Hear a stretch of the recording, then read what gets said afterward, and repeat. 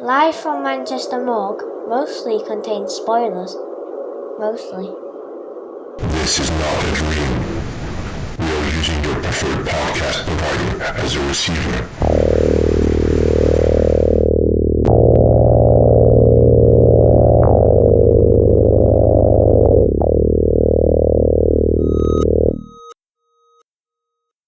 Hello and welcome to Live from Manchester Morgue. We're a horror podcast by two almost genuine northern men I wonder what you were in going to say then. England. In England, we discuss two films that make good companion pieces for, like a double bill. Fancy a night in, two films that complement each other well. So there we go. Oh, This you've got a week, whole marketing blurb now. You've worked that out, haven't you? well, sometimes I haven't. Today was a good day. Um, this week, we're talking about, well, what are the links this week, Ken? What's the main overarching link between the two films? This is honestly the best, and you come up with most of the double bills because I can never be asked thinking straight.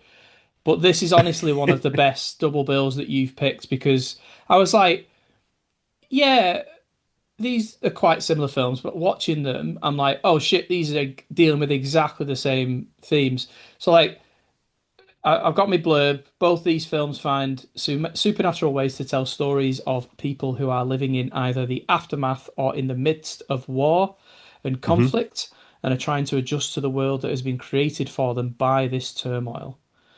Also, additionally, I don't know if you realize when you thought the double bill, but there's a bit of a 6 degrees of Kevin Bacon thing going on Oh, in that Nages Rashidi, who's the lead of Under the Shadow, yeah. and Chopay Dirisu, who's the male lead of his house, are two of the main characters of Gangs of London, which is Are they indeed? Well, there you go. a crime action series loosely based on an old PlayStation GTA clone made in Britain about London gangsters. It's also Oh, got a very, very, very good first series, which was showrun by Gareth Evans. So the action is Gareth incredibly good. Evans of the Raid fame. Of the Raid fame, yeah. Fucking love the Raid.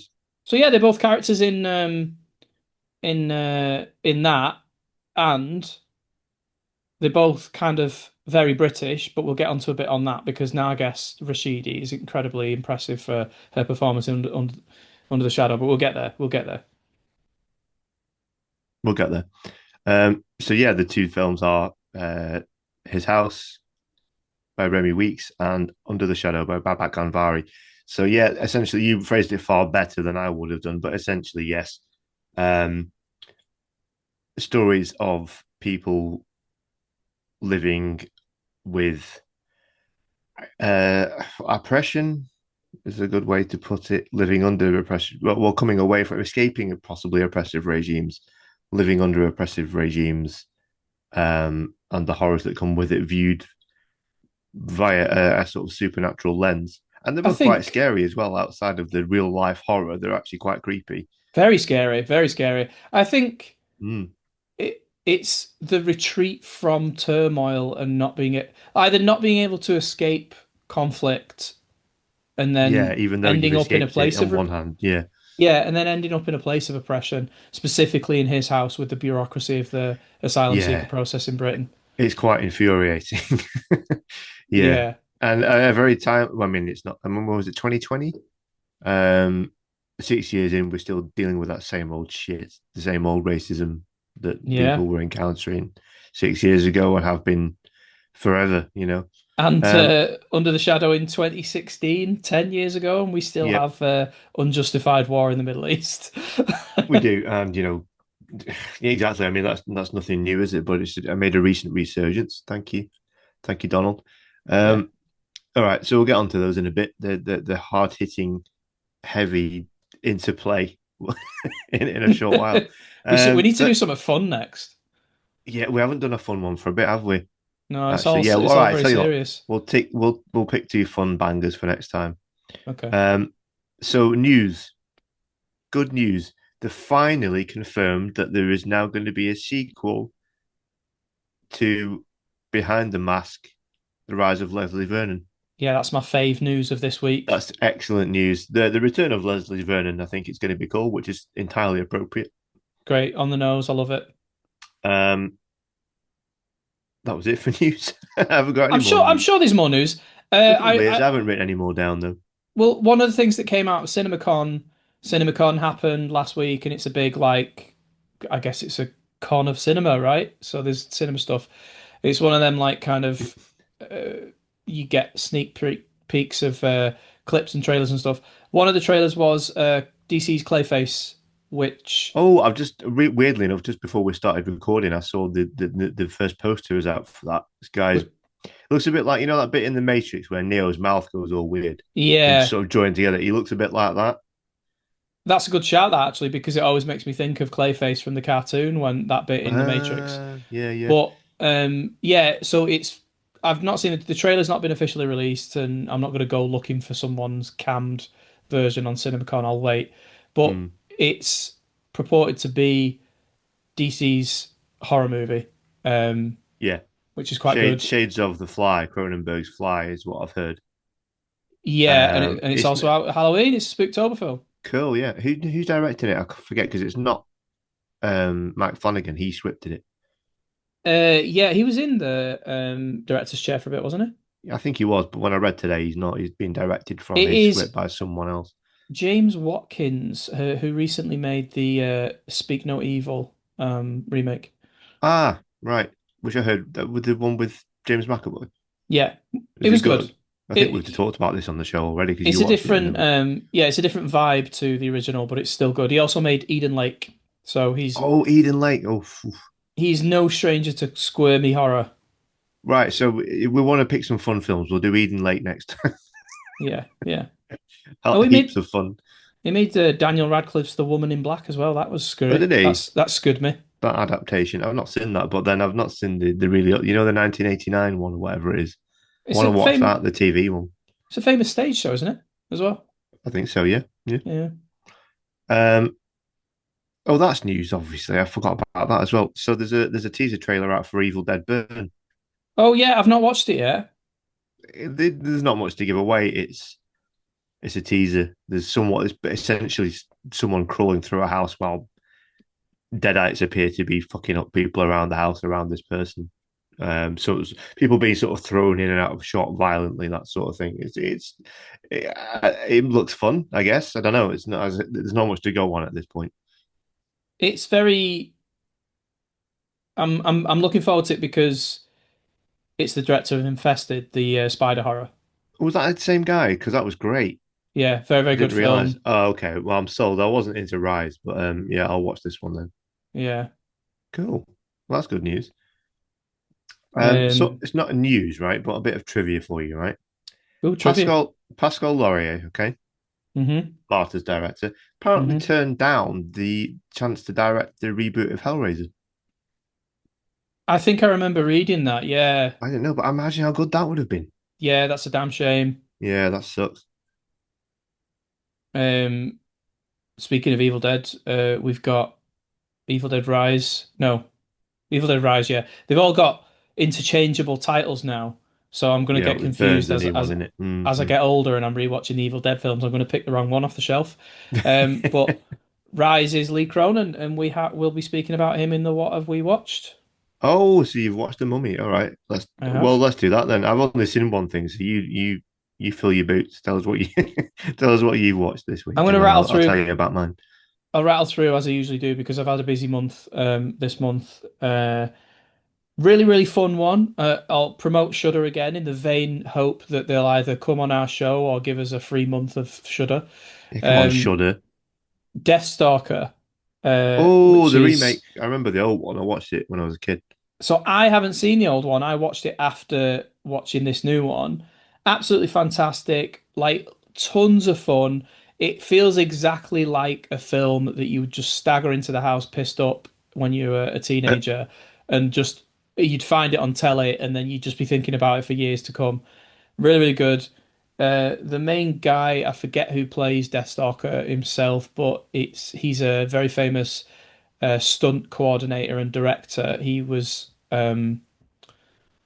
Keanu Reeves stunt double in The Matrix, and he also played an agent in the later Matrix films, and he's also Oh, had a lot to do with John Wick and that whole era of action. And he plays Deathstalker. He's a big, muscly bloke. Very good. all right, cool. The Lots of fun. original's quite rapey, but like, Oh, well, I know, but like in an 80s fantasy way, but in that it doesn't explicitly happen to anyone, so that's okay. But it's sort of alluded to that it does happen, you know. you got But, painfully close to sounding apologetic then. Oh, in no, an no, I'm 80s not. It's way. well, no, no, no. But I mean, like in that kind of way, where like any sort of fantasy thing in the 80s probably had someone that Oh yeah, happening in it. You know what I mean? Not 100%. excusing it whatsoever.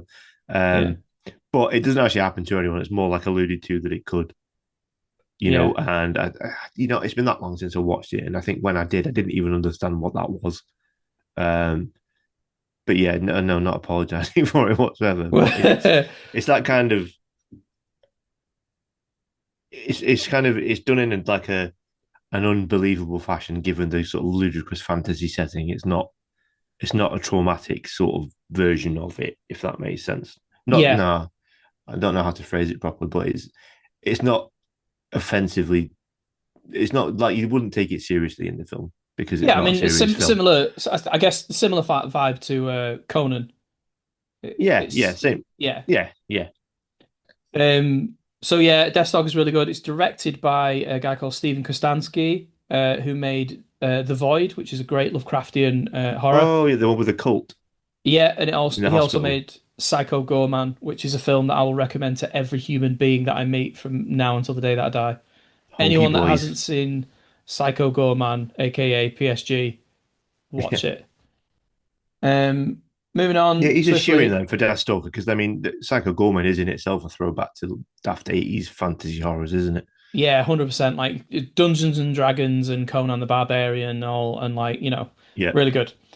Uh, Body Cam from Brandon Christensen. I'll watch anything that Brandon Christensen does. I think he's got like a 10-year contract with Shudder, so all his films are on Shudder. Um, he made a great film. His best film that I like is Z, I think it's called, about a monstrous imaginary friend. He's a really great director, and he made a film called Body Cam, and we were slagging off found footage last time. It's a found footage ACAB movie, Oh, basically. okay. Um, That two sounds fun. cop two coppers accidentally on purpose shoot two people, and they realise that they've bitten off more than they can chew, and it's a bit of an odyssey into a subterranean Lovecraftian mutant cult. That It's sounds mint. it's good. I enjoyed it. It kind of goes off the rails in the last act, as films like that tend to do. It feels like a VHS short that's been stretched out a bit too much, but it was very good. And Brandon Christensen is a fantastic horror filmmaker. Okay. Moving on to Undertone, which I watched Oh, at I the really want to cinema. see that. I'll keep it short and sweet. It's a supernatural horror film, told almost entirely via the medium of audio. It's about someone recording a podcast. Ooh, spooky podcast. Um, Someone recording a podcast, and they're investigating these audio files that one of the hosts has been sent. And meanwhile, it's all set in one location. A woman is looking after her ailing mother, who is heavily religious. And then as we get through these audio files, things get more and more spooky. And the audio design is, I shit you not, it's been a long many years since I've been sat in the cinema and got goosebumps and felt cold in my Oh, stomach. And nice. the way they use sound in that, the way I've been describing it to people, do you know the bit in The Exorcist where they play Reagan speaking in tongues and then they play it backwards? Yeah, I don't like that. Absolutely terrifying scene. It's like that, but for an hour and a half. Oh, fuck me. Right, great. I'm sold. Really good. Thrash, Netflix, Oh, this essentially. is the only one that I watched. This is one. This is one of It's mine. it. It's my So only one. it's fine. It's basically Alexandra Aja's Crawl, but with sharks. Yeah, it was directed by Tommy Wirkola, who did the excellent Dead Snow and Dead Snow 2, Yeah, yeah, absolutely which are great. far better. Lots of fun. Uh, I don't. I think it was fine. Like you say, fine is the word. It's a bit of a laugh in it. It's got one liners. People get eaten to shit. You know, People get I people think get like the bull shark. My favorite thing about it is the bull sharks just fuck people up with little notice. There's no like Jaws style build up. They just no, savage there's just people. arms are gone, legs are gone, people are getting dragged under, screaming. It's not. It doesn't pussy out. You know, it's I think as well as with a lot of the sharks, they kind of keep them to the shadows. Like you see them as shadows lurking around rather than full on visually seeing the sharks. Because I think there's a lot of CGI involved, and it was a good choice to not have them show the sharks in much detail Yeah, because they would have looked shit. yeah, If you want to see a really good shark, Beast of War, which we covered a couple of episodes back, yeah. that's a good one. Yeah, I enjoyed it. It's not as darkly comedic as Dead Snow. I did Um, um I did kind of like that there's a great white in it, and when mm, the great white plays a role in the film, it's a bit like oh the great white's the T-Rex from Jurassic Park and the bull yeah, sharks are the raptors. yeah, it felt a bit like that. Yeah. Yeah, very cool. Yeah, I enjoyed it. It's just, I mean, I think people are with taking it a bit too seriously. People who don't like it, you know, if you we're on this show, we're fans of creature features. You know, that's exactly what it is. If you want to see people get eaten by sharks for an hour and a half with some genuinely funny one-liners thrown in, then this is for you. Well, yeah, most of the time I'll go to I usually go to the Letterbox Hive Mind after I've watched a film. I try not to taint Yeah, same. my experience of a film with like reviews pre. But I went to Letterboxd. I had a busy week, and I'm like, can I spare this 1 hour, 30 minutes of my life? So I went to Letterboxd first, and everyone's like, 1 star, terrible dialogue, 1 star, stupid decisions the characters make, and I'm like, okay. And then I messaged a friend of mine who's a big horror hound, and she was like, yeah, none of that shit matters. It's a shark movie. It's good. Watch it. Exactly. They're not trying to recreate Jaws, are they? You know, it's just a bit of fun. Yeah, and I watched it, and I'm like, who the fuck is watching a film called Thrash about bull sharks in a tornado and Which expecting the I mean, you know that before you watch it because it's yeah, you know it's the whole synopsis is that what are you expecting out of this film? not every shark film can be Jaws. In Exactly. fact, no shark film has ever been No Jaws. film is Jaws except for Jaws, you know. But I mean, like, people don't know how to have fun sometimes, you know. No, that's very true. Uh, so finally, the very, very hyped Lee Cronin's The Mummy, and from here on out, I'm just going to call it The Mummy Yeah, please because do. I'm not, I'm not going to follow the conventions of marketing people who can't separate intellectual property. Um, did you hear that the like official, is it official marketing for it like had to keep saying it's not the one with Brendan Fraser? I mean, I knew it wasn't that, but I haven't seen anything official to that effect now. I don't sometimes know if like we the public are just stupid or the people marketing to us are stupid. I think it's a bit of both. I think it's a mix. Um, but yeah, Lee Cronin's The Mummy. It's okay. It's okay. Mm, It's basically not a mummy movie. yeah, There's mummification in it. Like the main premise of it is the girl comes back after years and she's a mummy, and then yeah. she gets up. But what it really is, it's 50%.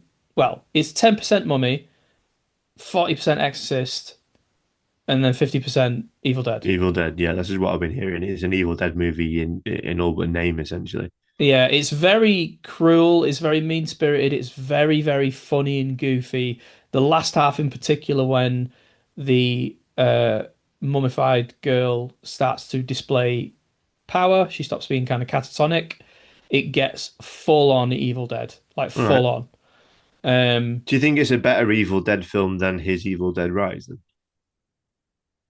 no, I don't, all right. because I think Evil Dead Rise had the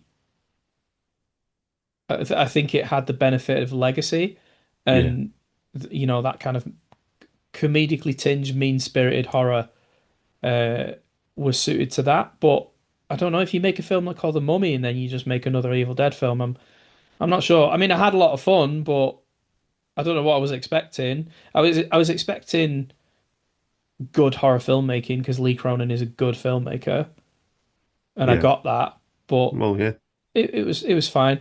I just feel like it probably could have done with not being called the mummy and like taking the whole mummy thing out of it. yeah. Because there is a preconception there, whether they like it or not. Like, why? But I mean, surely if they're going to call it the Mummy, they're doing that on purpose because they want to call it that because Well, they want yeah, people to think it is going to be something to do with Brendan Fraser. and I think, So you're just setting people up for disappointment. Really, it doesn't I really make think, sense. yeah, I think as well, if you're gonna use that as a premise, you run the risk of kind of reviving old stereotypes about, Egypt and the Middle East and Mm, stuff that the Universal monster movies did, but it was the time. it was so long ago. And I think this film, The Mummy, the new Mummy, Neo Mummy, I think it still does that. It doesn't quite escape it. It's almost 50-50. Uh, well, not really, but one of the major characters is um a I guess is the bit in Egypt. I don't even know. She's a native to the country where they start the filming basically. Um, so she plays a major part in it, and she's fucking awesome. But she's like the only kind of positive character of that kind of nationality. All the rest of them are very religious, culty, Oh dear. old fashioned. You know what I mean? Like old fashioned Yeah, archetypes. And that's not like necessarily a bad Temple of thing, Doom but shit. yeah, exactly. That's not necessarily a bad thing, but you've just set yourself up. You've made because you've made this film, and most of it's set in a kind of rural home in America, so Mm. could have been something else. I don't know. I feel like I'm talking down on it, and I did quite enjoy it. It's a lots of fun. It's very very goopy. It's very. There's one scene in particular with nails being trimmed that made me jump off my seat. Yeah, right. Uh, yeah. So yeah, that's me. That was my packed month of That horror was movie watching. action packed. I'll tell you one thing I did rewatch just for fun because I keep telling my 11-year-old that I wanted him to watch it. And I got it on DVD and we watched Tremors for the first time. Oh, what film? Yeah, he loved it. I won't go into it. We've all seen Tremors. Or if you haven't, go and see fucking Tremors. Um, but I said to him, he was looking at the graboids when you see the full on thing coming out the ground, not the tongue bits, the actual big fat fucking worm thing with the beak, right? And I said, they actually made that, and they made a thing like that came out of the ground. This is when everything was real. And he Yeah, said, yeah, that's why it looks better. 11-year-old boy, anti CGI. I've from the corrupted him to the mouths of ways of, babes. yeah, no more CGI in this house, let me tell you. Yeah, So yeah, it's that's good my that. little rewatch.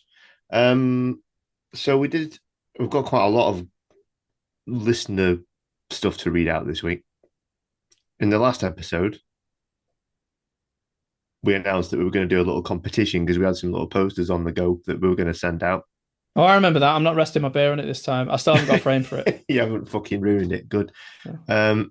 So we basically asked people to say what is your favorite zombie film? We had a few entries. Um, I would say the competition's probably closed at this point. We haven't chosen winners yet, but I'll tell you what people said. Um, Becca said her favorite zombie film was Dawn of the Dead, though she hasn't seen it for a while. Obviously. Dabkey on the Moon, personally Zombie 2, which I clarified because I get confused. I think that was Zombie Flesh Eaters to you and me. Yeah, yeah. Fulci was a genius, not just cashing in on Dawn of the Dead, but his style of filming and practical effects makes it my number one zombie movie. Number two is Wormwood, which Oh, what? we Yeah, like what film? that. We did that. We did that We in the like episode, didn't that. Yes, we did. We we? did Yeah, yeah. actually. Yeah. I still haven't watched the sequel. Um, no, you know what? I think we might have done it in the before times when we were a different podcast, Oh, the long, the long old ago. podcast. Yeah. Daryl Wheatley says zombie flesh eaters, so that's two votes. Because zombie versus shark can't be beaten. God, it's like, yeah. Oh, you can't. If I tried to argue that Dawn of the Dead is the best zombie film ever, and someone says, but there's a zombie fighting a shark, how am I going to argue? How am I supposed to argue that? Well, yeah, you can't. You just can't. Um, there's one more from Dave the Expat. Dave says, Yeah, star of the show. "Yeah, Dave's back. Day of the Dead is my favorite. and he goes on. It's quite a lengthy one. It says he goes on to say, "My granddad let me rent anything as a child. Granddad Bennett got me into horror with all the Hammer movies. Rented the VHS from a corner shop in Guidebridge in Tameside. Tameside The Massive. Tameside Massive, the Big T. The vibe of the movie, the effects, and genuinely terrifying claustrophobic setting, great characters. I love George, and this for me when considering he had the budget slashed due to refusing to bow to the producers to avoid an R rating. Just phenomenal. It is. Watch it every year. Met Bub at Weekend of the Dead in Manchester. Oh Ah, shit! cool. Whoa. Was meant to meet Sarah too. That'd be Laurie Cardeal, but she cancelled due to health. Sadly, this film changed my life and moved me from watching all my granddad's films to keep diving into the genre and starting to buy Fangoria and Gore Zone magazines. All hail King George. Yes. There we go. Your granddad has exceptional taste. Well done, Grandad. R.I.P. Grandad. He said actually in that R.I.P. Gramps. Um, So on to the films, tonight's films. Daryl Wheatley, whom I've just read out, said Zombie Flesh Eaters. He says his house is great. Not seen Under the Shadow, so interested to see what you have to say about it. Well, thank you very much. Movie Postmortem. I hadn't heard of either of these, so I had to look them up. They sound very interesting. Thanks for bringing them to my attention. Well, the pleasure is all ours. Brian, his house was genuinely creepy and actually put a good backstory behind the chills. Highly recommended. True, does. And finally, Dark Corners says great films. They are. That's all you have to say. I mean, you're not wrong. They are great Hmm. films. So we'll do his house first, shall we? Shall we indeed? We shall. So his house, directed by Remi Weeks, starring Both Sophie Dirisu. Oh, go on. What both of these films are debut features, which is are insane they? to me. Which is insane. So we've got Sophie Dirisu, Wunmi Masaku, who was in Lovecraft Country, which is great. He's in Yeah. that. Oh, have you? Um, Yeah. some what was she in as well? Some vampire film recently. I don't know. Oh, it's summer. I heard it won some awards. Nah, it's Fuck not knows. called Don't know. that. Some vampire thing. I So very go on. only yesterday I was rewatching the Zack Snyder Superman films for my sins, and Batman versus Superman. There's a court case at the beginning where someone of African descent is kind of testifying against Superman because he's come and Yeah. killed a bunch of African militia, and it's her Is it? in a big DC film from like years ago. That's I strange you thought, say that, by the way, just out of the ordinary there, because me and my son followed up Tremors on Monday night with we started watching Justice League last night. oh, which one? The 4 hour one? Fuck no, the Oh, it's so theatrical. good. No, I'm not It's doing really that. good. I don't care. I'm not committing 4 hours to it. I didn't like. I don't like him enough to do that. Joss Whedon's version's shit though. Well, yeah, I'm sure it is. Yeah, I mean, I'm not that into it, but I also don't want to commit 4 hours to Zack Snyder. Watch it in dribs and drabs, like an episode, like a series, 4 episodes. All right, maybe. Anyway, Anyway, yeah, his house. his house. So, very much about the realities of the, as you pointed out earlier, the asylum seeker process Yeah, in Britain, fraught with racism, and not only from white people. You know, it's very strangely. There's a scene where she's walking through this really.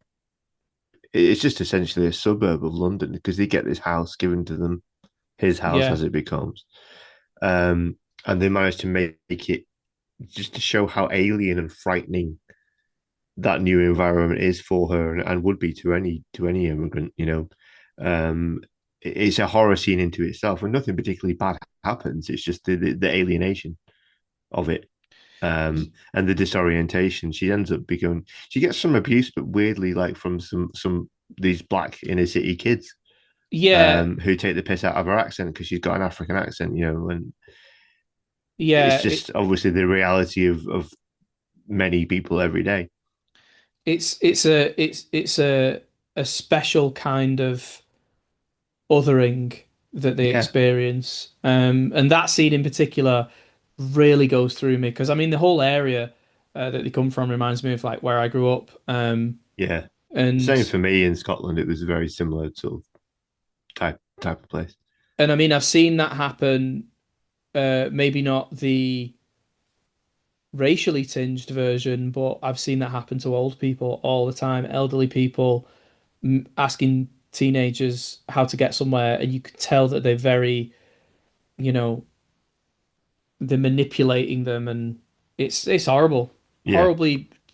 It's all very right down to the horrific bureaucracy of the British government. This film is kind of Yeah. the supernatural aspect of this film is not the scariest part by far. It's scary enough, but it's not. Yeah, it's not. Without that, obviously, it would probably just be another creepy haunted house film, and it's not. It's not the that element of the horror is not the point of the film by any means. But like you say, the stupidity and the bureaucracy, but just the systemic racism. I mean, Matt Smith is in this. He got a very small role in it, and he's what do you call them? I guess he's kind of like their parole officer, I guess, Evil Doctor Who. as asylum seekers. Well, he's not kind of inherently awful, is he? It's just, but right from the get go, when he's telling them that they've got this house, the language that he uses, he says, just try and fit in. He says, be one of the good ones. Yeah, and I think he is an inherently negative character. Like even Yeah, he's not a nice guy, but I mean, I don't think he probably would see it the same way as many no, probably racist people don't think they're bad no, people. of course, and the worst thing as well, like as you say, be one of the good ones. But the worst thing about the film for me is the constant you should be thankful. Yes, You've got a bigger house than me. and You it's a should love fucking this. shithole. Yeah, they've just It's a basically put them shithole and a in. shit area. They've put them in an empty, stripped down. It looks fucking freezing, like to be Yeah, it's cold. in a It's council state, and yeah, Yeah, I mean, they move in. He specifically says, "I've not had time to get the cleaners in." There's a box of, is it like a pizza box or something? That's got fucking bugs running around inside it. It smells. You know, they get a stipend of like 50 quid a week, and they're not allowed to this is it. work, and they're not allowed to do anything like that. It's that they're brought into this country from a place um where they are part of a people. They are part of a ideology, a religion, and then they come to this country and they just glorified prisoners. Yeah, exactly. Yeah, and that's the reality that asylum seekers face. As much as people would try and have you believe otherwise, that it's a life of immense privilege. It really isn't. I think there was a really good advert actually. I saw it. I don't know from the Welsh government where it was like it was essentially people slagging off. It was like the set is a dramatization. Obviously, it was a fictitious piece, but um, a bunch of people are like out to dinner in a restaurant, and they're all just slagging immigrants. So they come over here, they take our jobs, that kind of shit. And Yeah, there's a woman going, "Well, I've just looked it up. Actually, they don't get all this paid for. They get £7 a day, and that's supposed to cover everything. You know, £7, £7 per person. Like £4 is a Sainsbury's meal deal, right? That's yeah, an upmarket lunch for someone with no money. And it's but I mean, it's a really good advert. I can't remember which channel I saw it on. I think I might have even been on Instagram, but it was the Welsh government who put it out there just to try and dispel some of the myths about people seeking asylum, and it does a good job. I don't think it'll make much difference in the eyes of people who want to be hateful anyway, but it was, an effort was made. yeah. Of course, yeah. Um, Because the other thing about this film is it's you could show it to someone who has that kind of feeling towards an asylum seeker, essentially because they're racist, and you could be hopeful that maybe you'd show them and they'd have some empathy for them, but they would use the reveal at the end to say, well, no, there you go, they had it coming. Whatever happens. yeah, that's an interesting point. I can see how that mentality would take that final act, and we won't give it away here because people should really watch Well, this movie. But I mean, I think I've said previously on the show, if you listen to this episode, very, very, very strongly recommend that you watch the films first because whilst we try not to spoil them, it's kind of hard to talk about them without spoiling them. Yeah, it's a very interesting point that But you that's make. like a really big spoiler, and it's like quite near the end, so you could get away with watching the film. That the trouble, the supernatural trials that they've been through are somehow justified. Yes, in a way. When that's I mean, obviously that could be construed as the point, but it's kind of not the point, and the supernatural trials that they're going through are of their own making, built from grief and kind of uh, the immense inner turmoil of what they've been through. Uh, ma manifest. Both of these films are, they hint that the manifestations of spooky things Yeah. are a metaphor, as is most things. Let's say both of these films could be construed as elevated horror. You know, we love that term here. Yes, we do. Um, so the supernatural horror in both of these films, but particularly in his house, represent the duality of how they're dealing with what they've been through, specifically the grief of loss. Ball kind of throws himself into integrating. There's this kind of cute scene where he's in the pub and he's chanting Yeah, along to it's quite football. endearing, that, isn't it? It's quite an Yeah. endearing scene. He's big, he's red, his feet stick out the bed.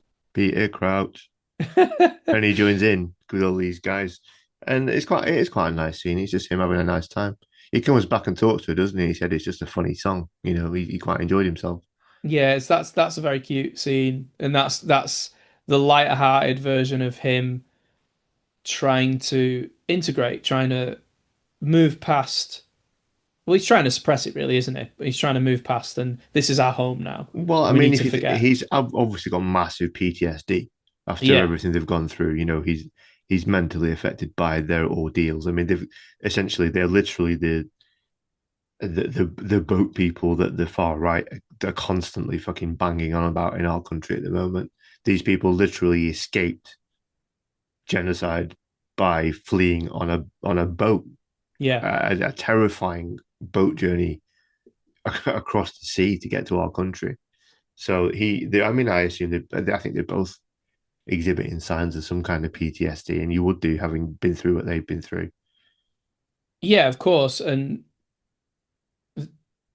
with Ball, it's the integration. It's trying to forget. But with Real, she sees the flaws in the Yeah, system. She sees the flaw in the new life. She wants to cling to her heritage. She wants to, most importantly, cling to the memory of what they've lost.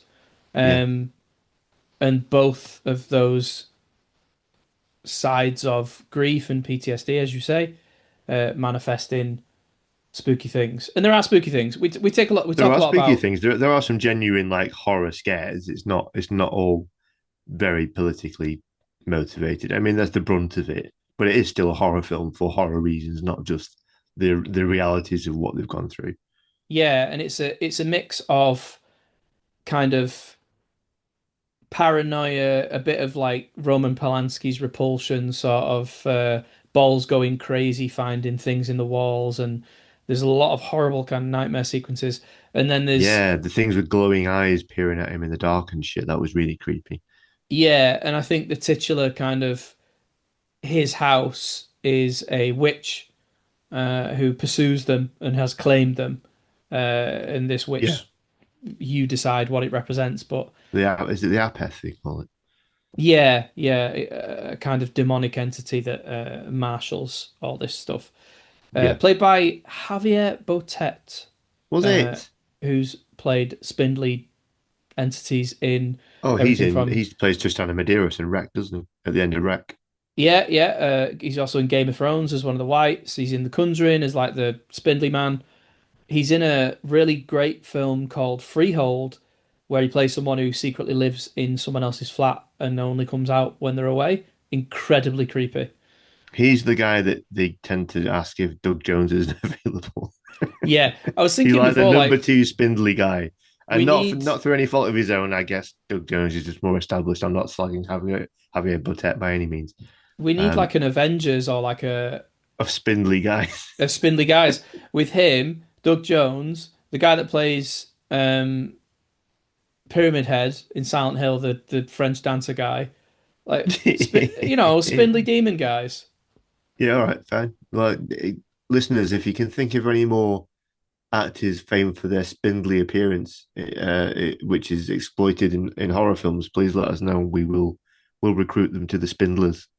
Yeah, this that's a great name, the Spindlers. Um, yeah, I think the overall tone of this film is great, and another l- heavy link between both films is they're both like kitchen sink dramas almost. They're social dramas, like 75% social drama. Under the Shadow more than His House, Yeah, but the supernatural stuff is ancillary, and it also builds up.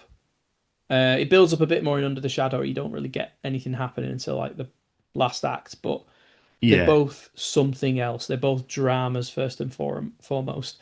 But yeah, because of that, I think the supernatural elements are much more effective. yeah. I would say so. Yeah, yeah. I think this is a So very pretty film as well. They're both good-looking films, but there's a lovely contrast between the greys and the browns of the council house and like the orange hue of the African sun in like dream sequences true, and and the flashbacks. traditional African dress that she wears and stuff as well. It's all very colourful, isn't it? Yeah, that contrast of color The British from people are very drab looking in comparison.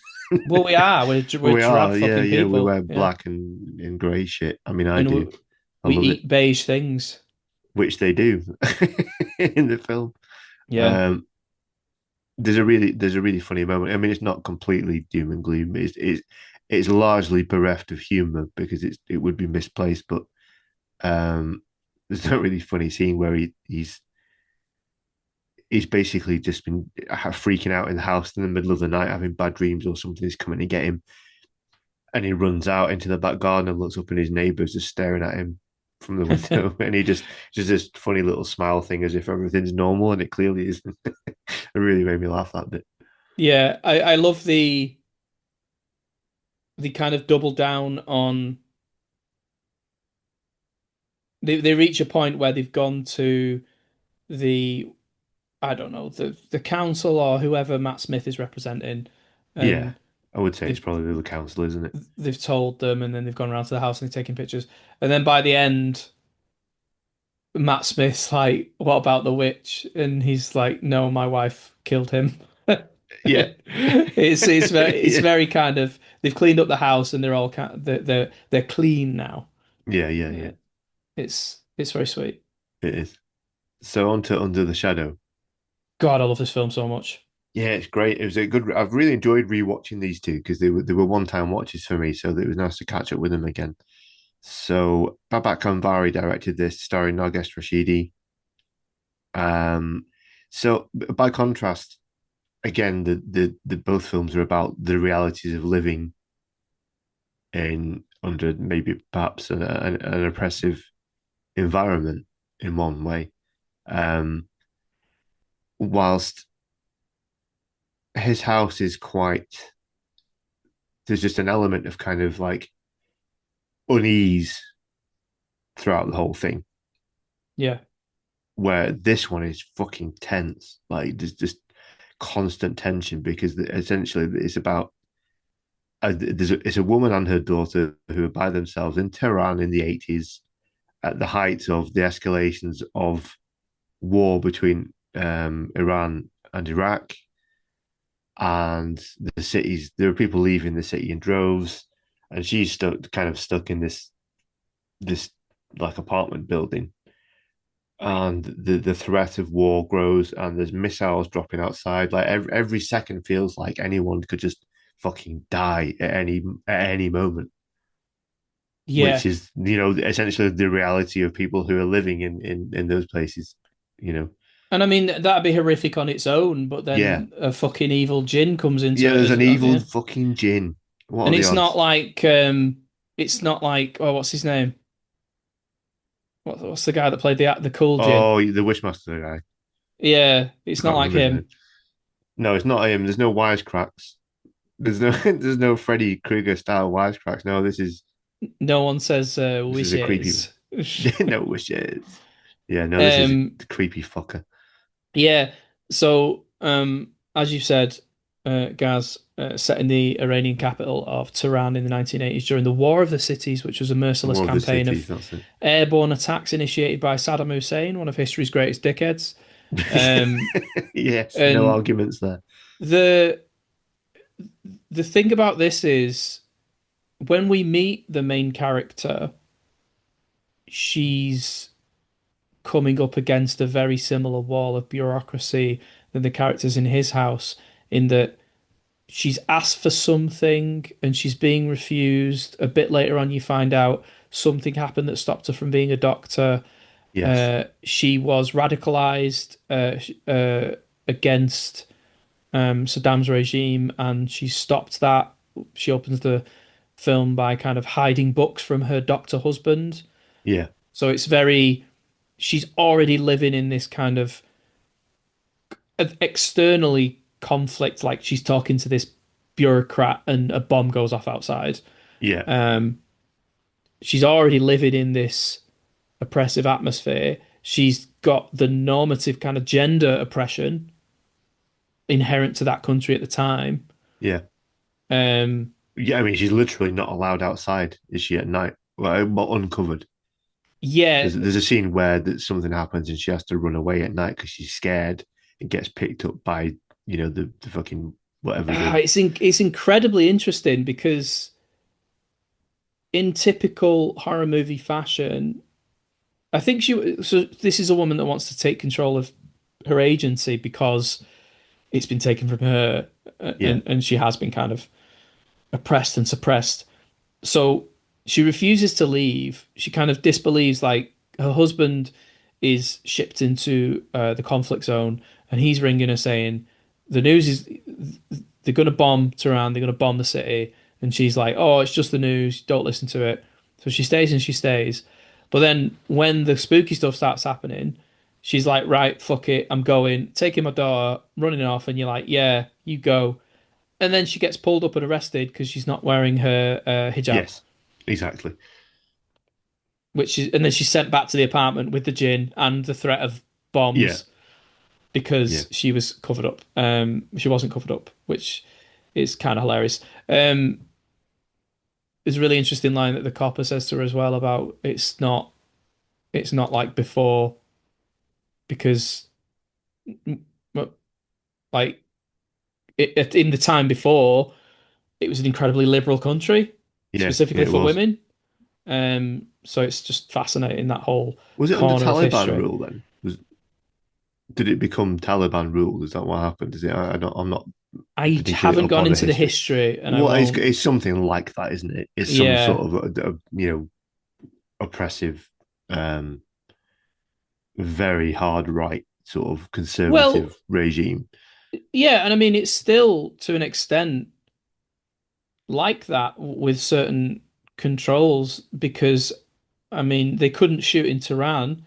Babak Anvari wanted to shoot in Tehran, but they couldn't because she would be shown on screen without covering, without chador or hijab.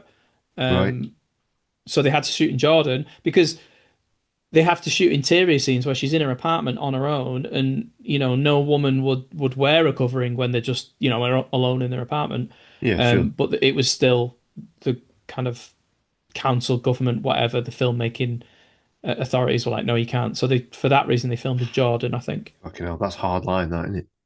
It's crazy, That's isn't like, it?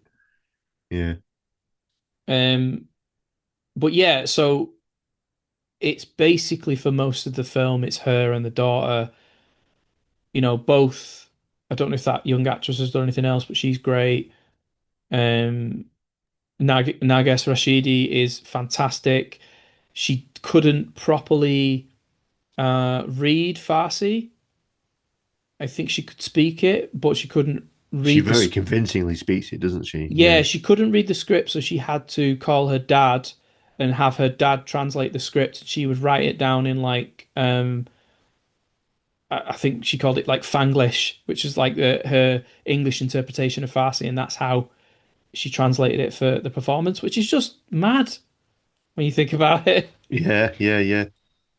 Um, yeah, so she's absolutely fantastic. It's another incredibly stylish film. There's a stark contrast between light and dark, similar to the color contrast in his house.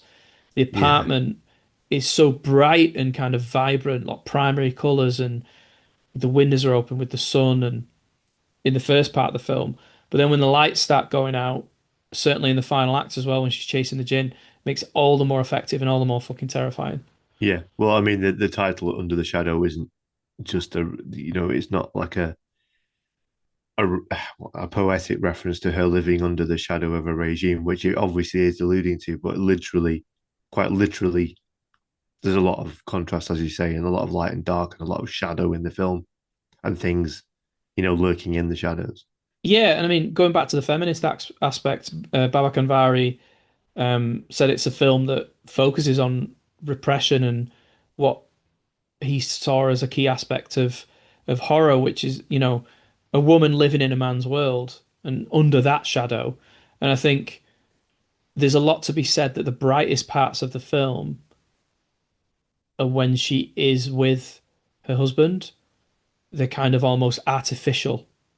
And that's kind of Yeah, often juxtaposed with her exercising, and she exercises to an old Jane Fonda Jane Fonda. video. Yeah, So very kind of that kind of Western ideal of the power woman in contrast to her husband saying, don't read those radical books and yeah, yeah, look at, yeah, get out of the city and look after your daughter and all this stuff. It's it's a smart film. yeah. Very much so. I think she phrases it. You were saying right at the beginning of the film, she's talking to the bureaucrat who's telling her why she can't ever go back to university Yeah, because she was I'm doing quote marks with my fingers that you can't see, radicalized by, and I think she says leftist groups, the yeah. politically left groups. But I mean, if you live in an environment like that, then fucking anything's left, isn't it? It's like I know. Yeah, anything is left of the day to day live how you live your life there because it's so oppressive. yeah. I I don't mean, want to. I don't want to live my life as a prisoner in fear of being bombed. And well, like, this is oh, the you, thing. The dynamic there is that she's been oppressed so much that she is quite reluctant and stubborn to leave because she's been told what to do so much. She thinks, you know what? No, yes, I'm not gonna. yes, Even under the threat of, I mean, a literal. I mean, it's shit starts to get real. A literal bomb, a missile lands on the apartment block and doesn't explode, but in a yeah. fucking genuinely fucking terrifying moment. But yeah, I mean, the whole thing is treating people like that and oppressing them to that point and shoving them around. It breeds dissent because And it, why wouldn't it? And yeah, she stubbornly refuses to leave, even though it is probably a wiser thing to do than stay.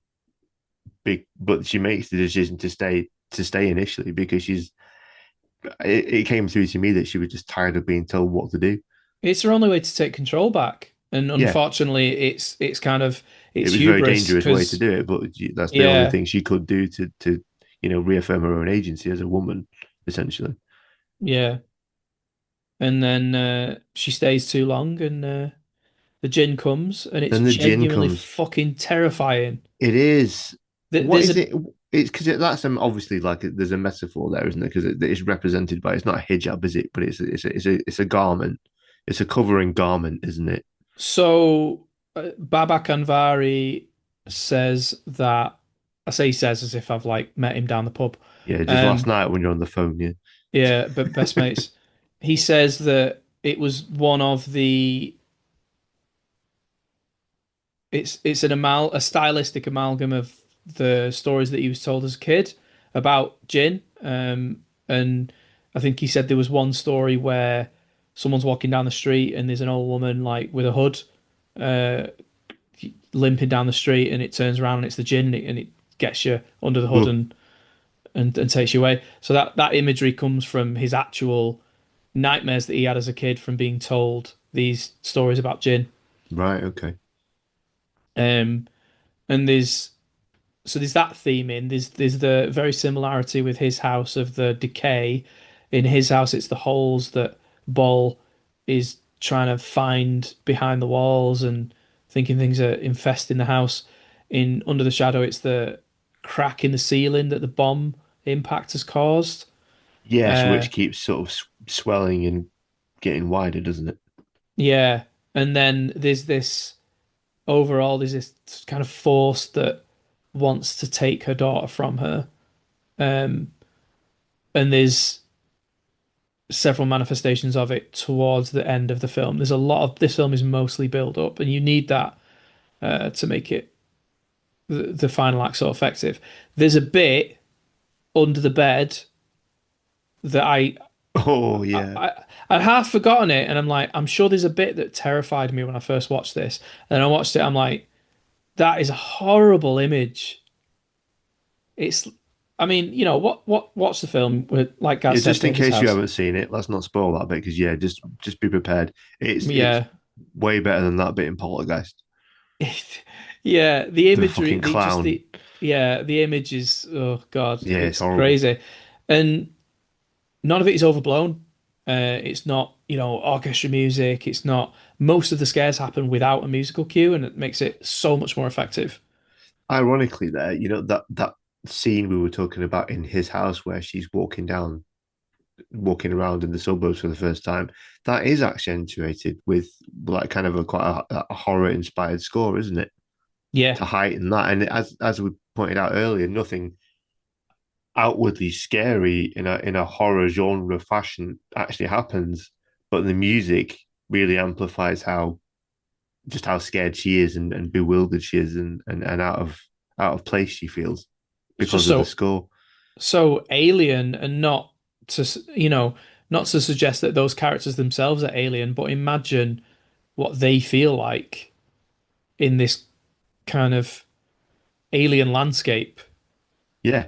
I mean, it's familiar to you and I, but even what you get the real sense that she of alienation. That's the film sums that up so well.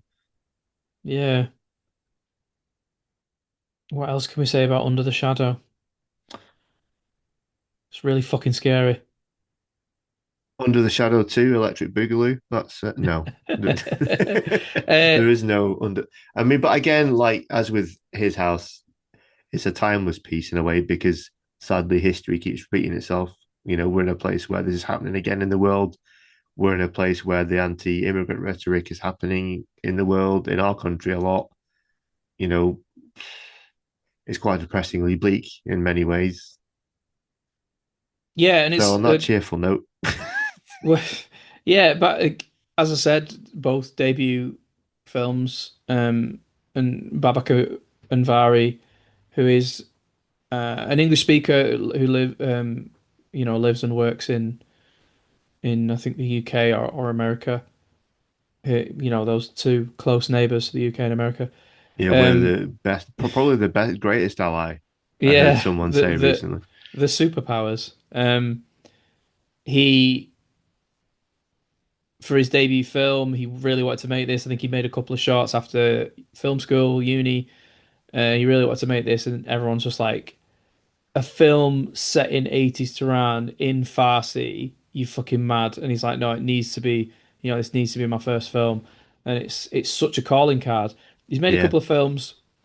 Afterwards, he made a great film called Hallow Road with Matthew Rhys and Rosamund Pike, which is a really nice kind of chamber piece set in one location or set in a car, basically. All But right. he's look forward to both Remi Weeks and Babak Anvari. Look forward to anything they make from now on. Yeah, yeah, yeah. What a way to start your career. Yeah.